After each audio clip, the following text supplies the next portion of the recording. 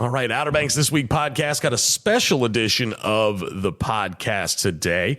I'm sitting here with a lovely lady named Miss Jan Dawson, author Jan Dawson. Now, Miss Jan's written a couple of books, but before we get into those books and some of the books she's got on the way, I'm sitting here in beautiful Hatteras Island. It's a gorgeous day out here. I'm in a beautiful home here in Buxton. And this house, you have a beautiful house, Miss Jan. How are you today? I'm doing great. I'm thrilled to be here. So thanks, Justin, for the invitation.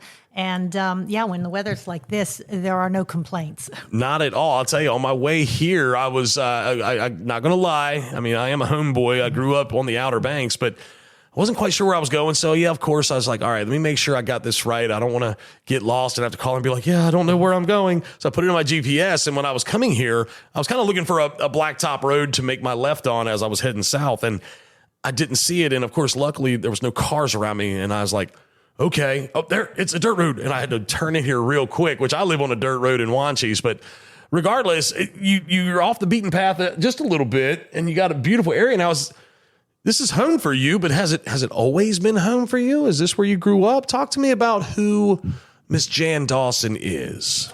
Well, this is not home for me, although it's been my home for almost 10 years now. Okay. It'll be 10 years in February when I moved here permanently. That being said, I have a long association with the Outer Banks, particularly with the Buxton area. My family started to come here from Pittsburgh in 1964. Okay. And so I've been here every year since. And of course, once my parents built this home, I came here regularly to visit with them throughout the year. And then when I had children, brought the children. And it's been a part of our family since this home has been part of the family since the 1980s, late 1980s, early 1990s. My dad moved down full time after he retired. But I'm from Pittsburgh, Pennsylvania. Back at that time in the 60s, Justin, there was a gentleman who wrote a column in the paper. I believe it was the Pittsburgh Press. Okay. And he was interested in fishing. And so he had heard about Hatteras and the runs of the Big Blues back in those days. Right. And that started to create a lot of interest in the Pittsburgh area. And even today, as you travel, you'll see a lot of Pennsylvania plates. And by far, I believe the vast majority are from the Pittsburgh or Western Pennsylvania area. That still continues that draw. It's, it's far enough away. It's about a 10, 12-hour drive, depending on where you are and how you drive. So it's not necessarily close, but you can do it overnight or in a day. A lot of people do. Right. And so it's far enough away to be vacation. It's obviously very different than the mountains and the rivers of Western Pennsylvania. You got this, beautiful beach area. But it's doable. And I think that's what's always made it a very attractive vacation spot for people in that area. I would say probably West Virginia and Ohio as well. Right. Well, so it's funny because a former coworker of mine, she was from the Pittsburgh area, moved down here with her family, and they started by coming on vacation, and then they developed that love like you have for the place, and they ended up buying their own place here on the Outer Banks. So you started coming down here, you said in the 60s, correct? Mm-hmm. Tell me one of the first things that when your dad or your mom or whomever came up with the plan to come down here on vacation, did you know where you were going? Did you know what to expect? Did you have an idea of what was going to happen? What were some of your first thoughts and feelings? Well, I was only 8 years old at that time. Okay. But I remember, to be totally transparent, the very first time we came, we stayed in Nags Head. It was, I think, a 3-day trip. And we stayed at a place called the Beachcomber, which no longer exists. Right. We actually were in a little cabin. They had some cabins adjacent or across the street from the hotel. The bypass didn't exist then. So it was just the beach road. And I remember that my dad said that his friend who had encouraged him to come down, another Pittsburgh fellow, he said, you need to go down to Buxton. You need to go down where the Cape Hatteras Lighthouse is. So I have this vague recollection of us being in the car and leaving Nags Head and crossing the, at that time, brand new Bonner Bridge. Okay. It had just been Yes. just been built. So we didn't have to take the ferry. The bridge was built. So we drove and drove. We got to Salvo Rodanthian Waves. And in Salvo, we stopped to see the post office because at that time it still was that teeny tiny little building Yes. that they've saved, and you can still see it now near the volunteer fire department. Right. And I can only imagine, I was 8, my brother was 6. It was hot, no air conditioning in the car at that time. No. And I think we probably said, by God, this is enough. Yes. How much more sand can we see? So we turned around and went back. And when my dad got back to Pittsburgh, the gentleman, Ray and Isla Smith, that was the couple. And people may recognize the name Isla Smith because she's a very famous artist down here. People still purchase her work and have her work.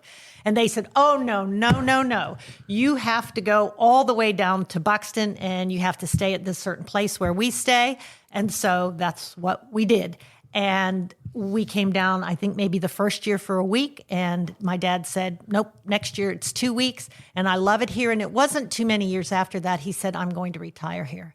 As an artist, this was heaven for him, being able to paint all of the different beautiful things that we have here, whether it's the ocean, the sound, the sunrise, the sunset, the nature, animals, whatever. And so ultimately that's what they did. And so for me, my first recollection was just a heck of a lot of sand. A heck of a lot of sand. Not many structures. No, lots of sand. Lots of sand. So now let me ask you this. Come down here on vacation, you end up falling in love with the place. Have you always been an author? Have you always written books? What tell me a little bit about how you got to where you are as an author today. It's not a direct path, that's for sure. Okay. I can tell you that as a little girl, and I'm talking about first, second, third, fourth grade, just learning to write, I wrote a lot of stories, just silly stuff. And I wrote poetry too. And then as I became older, that writing turned into different things, the term papers that we had to do back in the day. And it seemed like through my whole career, I was involved in writing one thing or another, speech writing, all kinds of things. So throughout my career, I've written things. I was involved in communication. I told you in a past conversation we had, I was involved in radio and television. So I've written scripts, I've written advertising, you name it, I've written it, but never really a novel. So 2 years ago, about this time, actually, I was getting ready for my first knee replacement. Okay. And I was very anxious about it. I didn't know what to expect. I didn't know how much was going to hurt. You hear an awful lot about joint replacements and how challenging they are. I was worried that my husband might starve because I couldn't cook. Oh, Lord have mercy, no. Not really. He did fine. I have to say that he did fine. But I was worried. Of course. And then we have steps, and I'm thinking when we get home from the hospital, how am I going to get up and down the steps? All these kinds of things. And this would keep me awake at night. Or if I woke up at night, I couldn't go back to sleep. Right. So after several nights of not being able to sleep, I thought, I have got to think about something else. I've got to put my mind in another place and try to get some sleep. And I thought, I'll make up a story. And honestly, Justin, I don't know where the idea, I didn't have the whole concept then, but I came up with the name Sienna for a boat. Yep. And then I started thinking about a boat that may have been wrecked during a hurricane. And then I started thinking of characters who might have been teenagers at the time that I was a teenager here, and then bringing it to the present. And so every night I would add a little bit in my head. And I started to tell my husband, Dave, about it. And it would be a joke. In the morning, I'd wake up and I'd say, well, I wrote another chapter in my head. That's funny. And that went on for quite a while. And of course, I had the surgery. The surgery was in November. So then it rolled into Thanksgiving. I was doing my recovery and Christmas.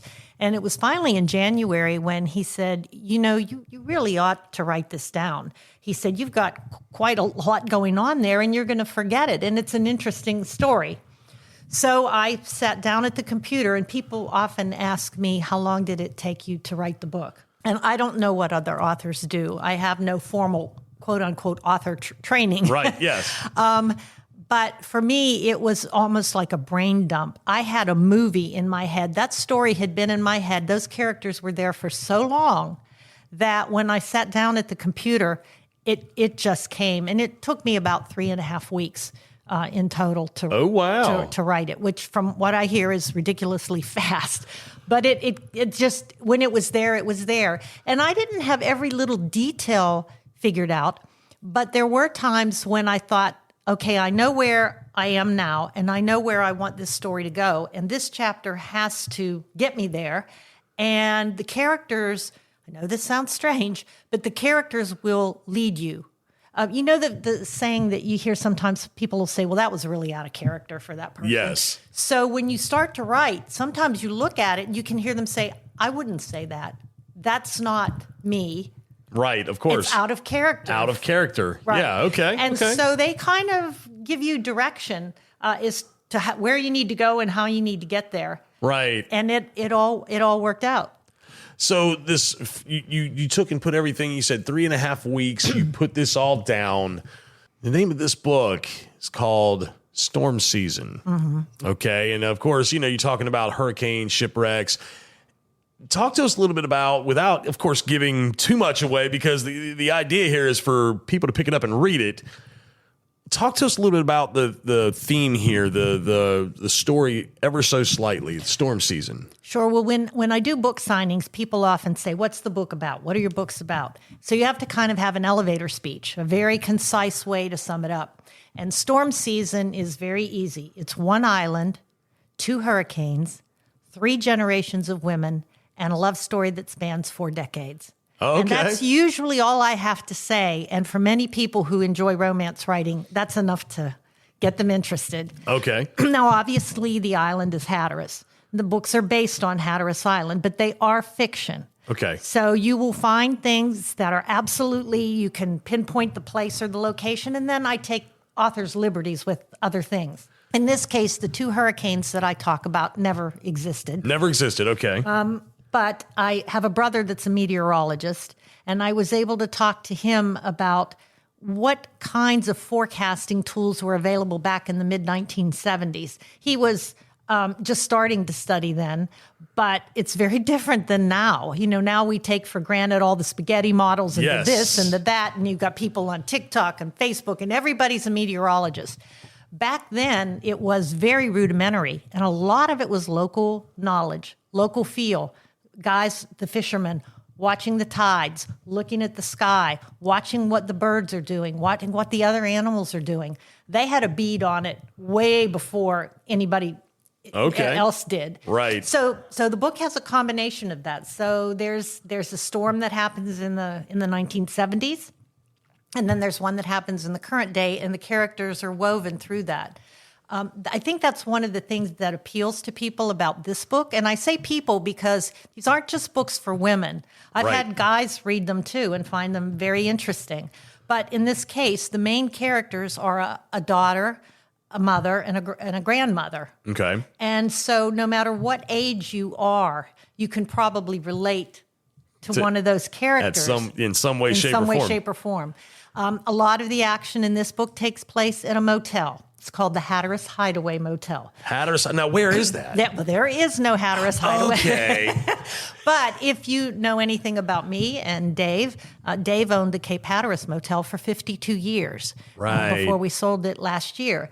And I worked there for 8 years doing everything that you can possibly do, from the laundry to the guests to the social media, you name it. So when you read about how a hotel or a motel prepares for a hurricane, how resilient you are to bounce back after, that's all based on what we experienced, what I experienced going through this. So there are some things that are very true. There's a place that you can eat that plays prominently in all my books. It's called Marcy's. Marcy's. I actually had a woman come up and ask me, she said, I'm having a terrible time Googling Marcy's. I want to eat there. Well, there is no Marcy's. It's kind of an amalgam of all the great places that we have here. Very nice. She's famous for her shrimp basket. That's her specialty. Marcy's famous shrimp basket. Right.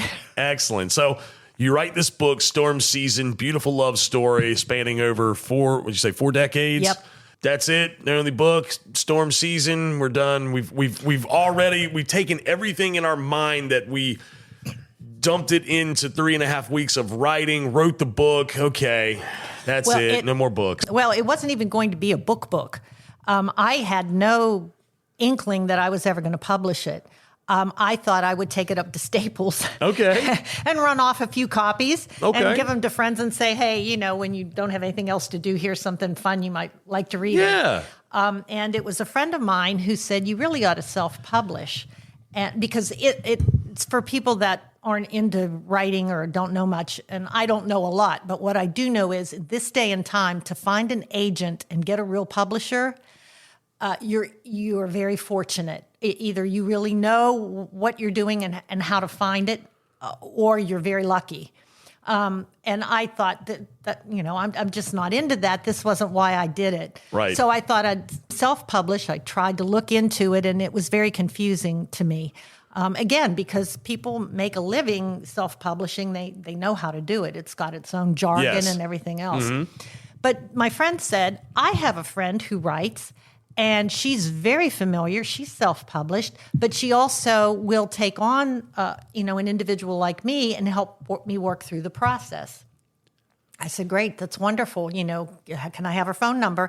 And it turns out that she lives only about 2 miles away from here. I had no idea where she lived. That's so cool, though. And we've developed that? into a wonderful relationship. And she was extremely helpful with Storm Season. She found me an editor. She designed the cover. In fact, she's designed all my covers, and they're beautiful. And she really helped me get the books together, formatted in Amazon at Ingram Spark, which is the company that bookstores buy from. There's all this, and I learned a lot. And so we did it, and all of a sudden, 6 months, in January when I finished writing, by June, I had a book. Okay. I wasn't sure what to do about it, but I know enough about marketing from all the different things I've done in my own career that books just aren't going to sell themselves. So I launched into my own sort of marketing campaign, and one of the first things I did was go and introduce myself to every bookstore on the Outer Banks, every bookstore owner.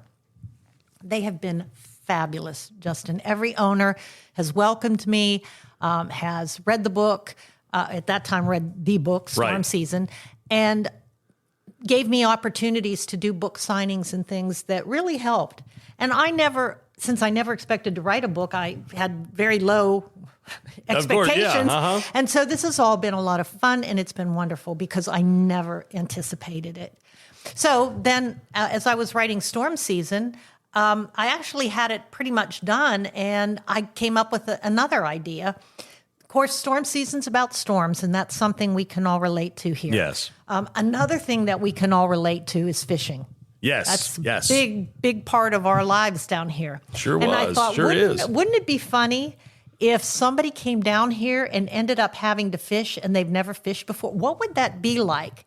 And so the story of Hooked on You grew out of this concept of somebody coming to Hatteras, a young woman, and then I had to create the backstory. So she comes to Hatteras for a long weekend. She wants to chill out with her best friend from college, whose mother owns the home. They're going to read books. They're going to drink wine. It's just going to fuzzy slippers, sweatpants, the whole thing. And she gets here and she finds out, to her amazement, that they have entered her in a surf fishing tournament as part of their team because somebody couldn't be in their team.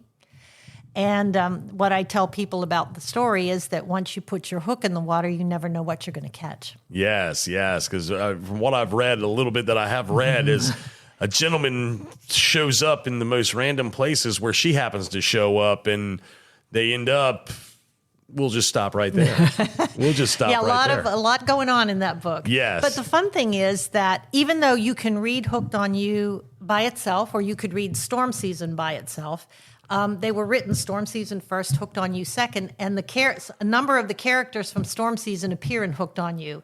And readers seem to really like that. Yes. Because it's a connection for them. It's not the same story, and Jenny's story in Hooked on You is very different from what happened to Joe and Susan and Sienna in Storm Season. Right. But they're there. It's a small island, so people are always going to be here. And that's the thing about this area is I'll be talking to people that I know in Hatteras Village, and I'll bring up somebody that I know in Rodanthe, and they know them. Yeah, for sure. I was talking like my dad, for example. My dad's been coming down to working in Hatteras for years, since the 70s. He was the first school psych hired by Dare County Schools. I mentioned your husband's name in relation to the Hatteras, the Marlin Club. He knew He's like, oh, I know Dave. I was like, oh, okay. So you're right. And that's the beautiful thing about these books is how you do tie those characters together in the books. Let me ask you this. Now we've written Storm Season. We've written Hooked on You.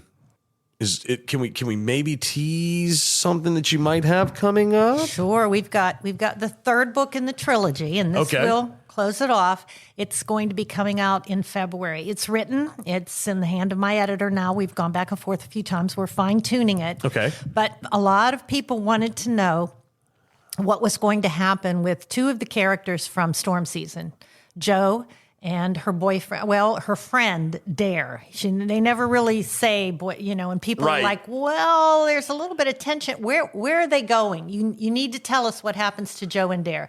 So Tangled Lines. That should give you a little clue right there. Tangled Lines tells and completes the story of Jo and Dare. Okay. And part of it, a big part of it takes place in Hatteras, but part of it also takes place at the Woods Hole Oceanographic Institution in Massachusetts. Oh. Jo, of course, if you've read Storm Season, she's very interested in jellyfish, and she has an opportunity to go to Woods Hole. So she leaves Hatteras behind, and then she learns that, maybe the grass isn't always greener or the jellyfish aren't as big or whatever. Yeah. I don't know what the analogy would be with jellyfish, but there's a lot in that book too. And Dare has his own situation that's developing down here on Hatteras, and she's got something up in Woods Hole, and they have to figure out, really, are they best friends forever? Are they not friends at all, or is it something more? And the answer lies somewhere on that spectrum, but I'm not telling you. That's fine. Perfectly fine. So, but that's going to complete this trilogy of books. Is that right? Yeah. And you said that comes out in February. Right. Excellent. That's the expected time. Okay. Do we have any other stories that are being developed right now, or are we? I want to say, dare I say, writer's block? No, if I don't know right now that I have another romance in me. But a lot of people have often said I should write a book about the motel and the experiences there, because anyone who's listening or has any association with working in the public, with the public in whatever capacity, whether it's hotel, motel, restaurant business, retail, you always have stories. Yes. And so I have a working title. It's called Queen of the Laundry. Queen of the Laundry. Okay. And that would be me. Yes. Struggling back there. That could be its own podcast. Yeah. It could be. It really could be. I have often said that there's something to be had with some of the stories that can be told from behind the desk, behind the counter, whatever. Well, it's interesting because I did a series of articles for the Island Free Press called From Behind the Innkeeper's Desk. And those vignettes will probably be included in this, along with some other anecdotes of what it's like. That's going to be excellent. And so that's a lot, at least 12 months in the making. I have all this year and next year to promote the trilogy. Okay. And I want to make sure that they are available to as many people as possible. Okay. Speaking of availability, you mentioned that the current books you have out, Storm Season and Hooked on You, are available here locally in local bookstores, Buxton Village Books, Downtown Books. Island bookstores, books to be read. Yes. Yep. So now can they be purchased other places? So if somebody is listening right now, let's say in Massachusetts, hey, she's talking about Massachusetts in the upcoming book, which will be out in February.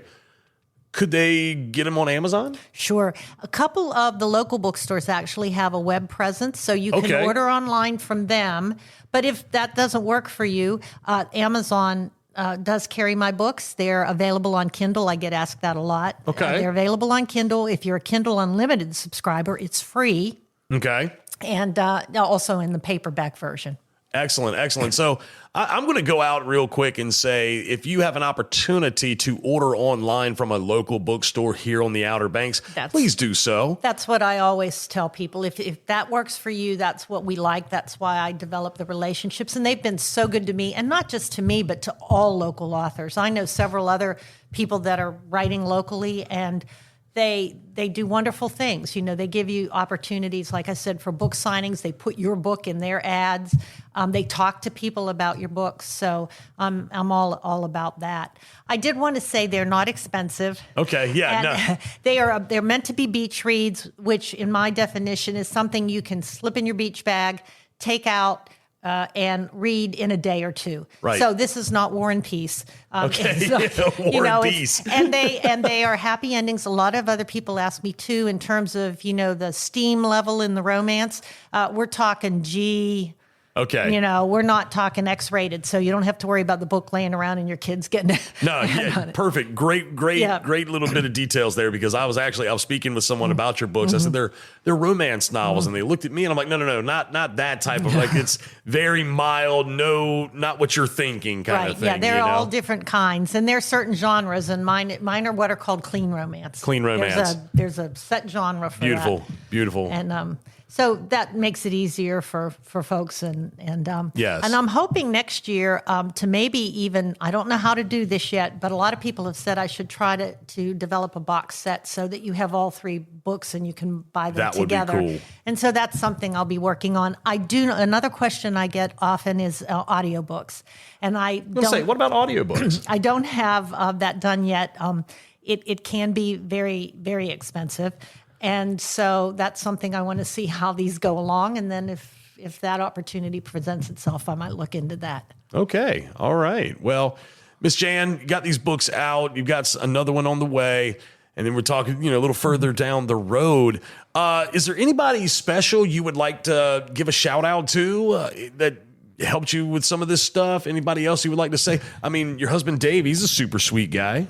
Yeah, he is. And he's always my first reader, because as a chapter comes off the computer, he'll read it. And he reads it obviously for typos and things like that. But he also, especially, he was president of the Anglers Club at one time. So when I did Hooked on You and was talking about fishing tournaments, I also got input from Rana Fuller, who's an excellent fisherwoman.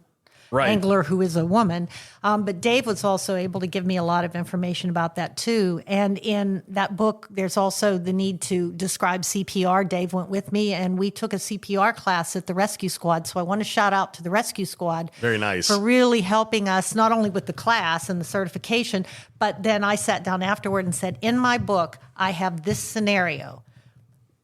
What would your response time be? What would it look like if this happened? How would you respond? And that way it was accurate in the book. That was really important to me, because that is something that does happen here and they need to get that done. In the first book, I worked with, and I mentioned HICERT, the Hatteras Island Community Emergency Response Group, and the good work that they do. So each book is kind of its own love letter to Hatteras in a way about life here. There's a story and it's a romance and that's all fiction, but there are pieces in it that people who vacation here can say, oh, is that a real group? Yeah, it is. Yeah. Oh, I see the Rescue Squad. Do they really do that? Yes, they do. I also should mention that the friend who helped me here in town is Kim Perry, and I would like to just thank her so much, because none of this could have been possible without her. And her cover designs, I get more compliments on the covers, and even though my dad was an artist, I can't draw a stick figure. So thank goodness I found Kim, because she makes my books really look good and look professional, and I'd put them up against any other book in the bookstore, whether it's professionally published or self-published. I'm proud of my books, and your that's covers are beautiful, to me. Absolutely beautiful. Yeah. Well, Miss Jan, I appreciate you giving me an opportunity to sit here and interview you and talk about your books and promote those books. And again, with the holiday season coming up, what better gift than the gift of Hatteras Island in the form of a book? And they're so nice, at the top of the stocking, when you put all the stuff in the stocking, and then you need something just to put around the top. Pop out. Yep. Perfect. Perfect for this top of the stocking right there. Of course, hopefully that's be the first thing they go for. They see the book and they're like, oh, let me have that. Absolutely. So, well, Thank you so much. This has been fun. Oh, it's my pleasure, and I'm glad to be able to do it for you. Again, a special edition of the Outer Banks This Week podcast with author Jan Dawson, book Storm Season and Hooked on You, and coming out soon, Tangled Lines. I appreciate you giving me some of your time today. Thank you so much. Thank you.